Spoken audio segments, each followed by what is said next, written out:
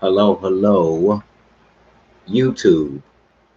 I am on here to share about living for the world and its desires. Young men and women who are living for the world and its desires. It's Friday. It's Saturday night right now. Saturday night. And a lot of young men and women are living for the desires of this world. Okay? The desires of the world that will never satisfy. The desires of the world. A lot of young men and women are in love with the desires of the world that will never satisfy. This is the introduction to this message about the desires of this world. Okay? There's a lot of young men and women in this world that are in love. Everybody's in love with something. So there's a lot of young men and women who are in love. Young men and women who are living for the desires of this world that will never satisfy. There's so many young men and women that are in love. They're in love with what the world got to offer.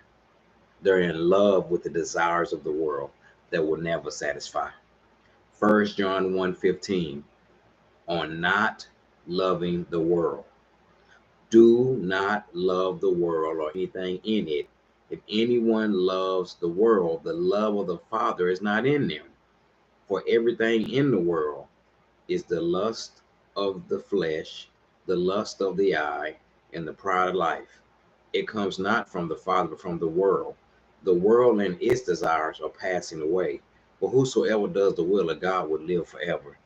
The world, its desires pass away. The world's desires are no good.